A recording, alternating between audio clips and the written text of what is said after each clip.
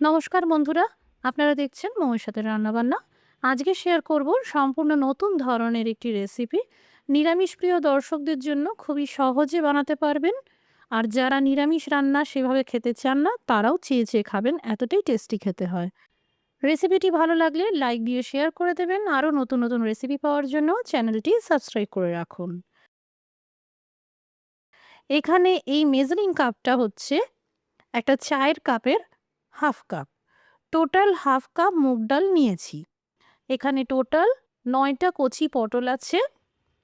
মোটামুটি ১২টা পটল পর্যন্ত নিলেও হাফ কাপ মুগ ডাল দিয়েই রান্নাটা হয়ে যাবে।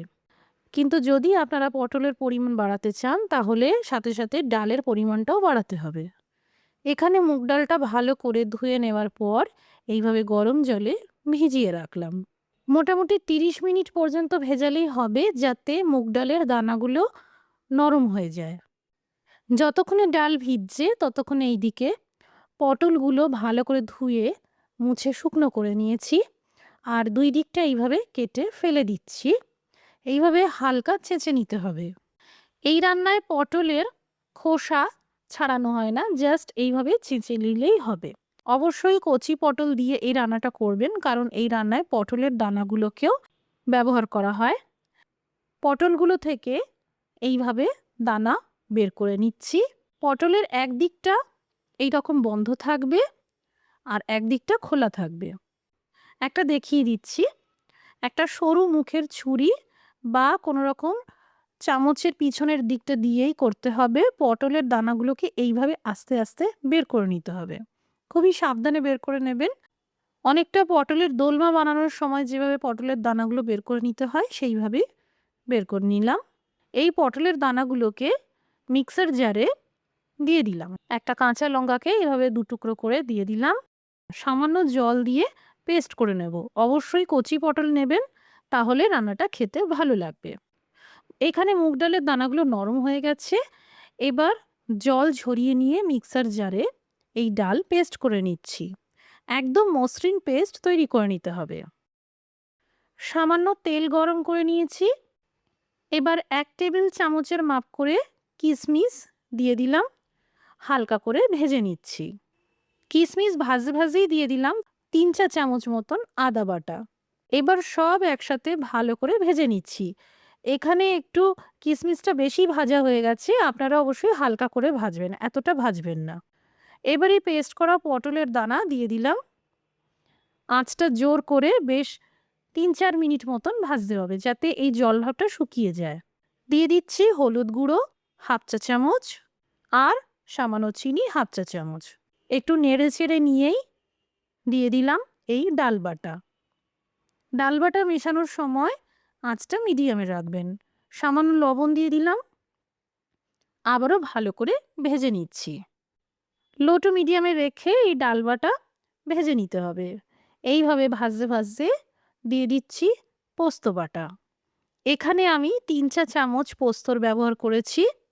পোস্ত বাটা দিলে এই পুরের মিশ্রণ খেতে ভালো হয়। ১/২ চা চামচ মতন গরম মশলার গুঁড়ো দিয়ে দিলাম। আবারও ২-৩ মিনিটের জন্য হাই টু মিডিয়াম ফ্লেম করে ভেজে নিচ্ছি। এইভাবে ২ মিনিট ঢেকে রাখছি। আঁচটা কমিয়ে দিতে হবে, এতে ডালের কাঁচা ভাবটা একদমই থাকবে না। একদম শুকনো মসৃণ পুর তৈরি হয়ে গেছে। এই পুর পুরোপুরি ঠান্ডা করে নিতে হবে। এই দেখুন, পুর একদম ঠান্ডা হয়ে গেছে। এবার এই যে দানা বের করে রাখা পটলগুলো এতে পুর ভরে নিতে হবে। এখানে বলে রাখি, পটলগুলো ভাজার সময় পটলের ভেতরটা ফাঁপা থাকার জন্য খুব গরম বাষ্পের চাপে পুর বেরিয়ে আসতে পারে। সেই কারণে যখন পটলের ভেতরে পুর ভরবেন, পুরোটা ভরবেন না, অর্ধেকটা ভরে রাখবেন আর অর্ধেকটা ফাঁকা রাখবেন। তাহলে পটলগুলো ভাজার সময় ভিতর থেকে পুর বেরিয়ে আসবে না। বিশেষ করে নতুন যারা, তাদের জন্য এটা বলে রাখলাম। এখানে মিডিয়াম আঁচে পুর ভরা পটলগুলোকে ভেজে নিচ্ছি। বেশ জোর আঁচে ভাজবেন না, পুর বেরিয়ে আসতে পারে, তাই ধীরে ধীরে লো টু মিডিয়াম আঁচে পটলগুলোকে উল্টে পাল্টে ভেজে নিতে হবে। একটা ছুরির সাহায্যে পটলগুলো চেক করে নেবেন, যদি নরম হয়ে গিয়ে থাকে বুঝবেন পটল ভাজা হয়ে গেছে। বাকি পটলগুলোকেও একই রকমভাবে ভেজে নিচ্ছি। পটল ভাজা হয়ে গেল। এবার ওই একই তেলে গোটা ফোড়নে দিয়ে দিচ্ছি একটা এলাচ, এক টুকরো দারচিনি, 3টে গোলমরিচ দানা, একটা গোটা লবঙ্গ। এরই সাথে দিয়ে দিচ্ছি আদা বাটা 2 চা চামচ মতন, 1/2 চা চামচ লঙ্কার গুঁড়ো, 1/2 চা চামচ হলুদ গুঁড়ো। 2 মিনিট মতন ভালো করে ভেজে নিচ্ছি। এবার দিয়ে দিচ্ছি টমেটো পিউরি। এখানে বড় বড় সাইজের 2টো টমেটোর পেস্ট করে নেওয়া হয়েছে। এবার দিয়ে দিচ্ছি 1 চা চামচ চিনি, 1 চা চামচ লবণ। আবারও 1-2 মিনিট মতন ভেজে নিচ্ছি। এই রান্নায় ধনের গুঁড়োর ব্যবহার হয় না, সুতরাং 3 চা চামচ জিরের গুঁড়ো দিয়ে দিলাম। এবার ভালো করে ভেজে নিতে হবে। মশলা থেকে তেল আলাদা হলেই দিয়ে দিতে হবে এই ডালের পুর। সামান্য পরিমাণে 2 চা চামচ মতন ডালের পুর আমি রেখে দিয়েছিলাম। এই ডালের পুর গ্রেভিতে দিয়ে দেখবেন টেস্ট আরও বেড়ে যায়। মশলা বেশ 5 মিনিট মতন কষিয়ে নিলাম। প্রয়োজন হলে সামান্য করে জল দিয়ে মশলা কষিয়ে নিতে পারেন। এবার দিয়ে দিচ্ছি 1 গ্লাস মতন গরম জল।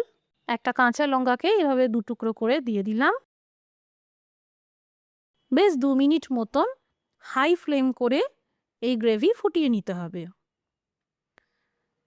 এবার দিয়ে দিলাম 1/2 চা চামচ গরম মশলার গুঁড়ো। এবার ভালো করে মিশিয়ে নিয়ে দিয়ে দিচ্ছি এই পুর ভরা ভাজা পটলগুলো। পটল দেওয়ার পর বেশ 3 মিনিট মতন আরও ফুটিয়ে নিতে হবে। এবার আঁচটা বন্ধ করে দিলাম। তৈরি হয়ে গেল নিরামিষ মুগ পটলের দোলমা। একদমই নতুন ধরনের একটি নিরামিষ রেসিপি। যারা নিরামিষ খেতে পছন্দ করেন বা নিরামিষ দিনে একটু নতুন কিছু বানাতে চাইছেন বা ট্রাই করতে চাইছেন, অবশ্যই এই রেসিপিটি বানিয়ে দেখবেন। বাড়িতে বানালে কমেন্ট করে জানাতে পারেন কেমন তৈরি হলো। রেসিপিটি দেখার জন্য অসংখ্য ধন্যবাদ। সবাই ভালো থাকুন, সুস্থ থাকুন।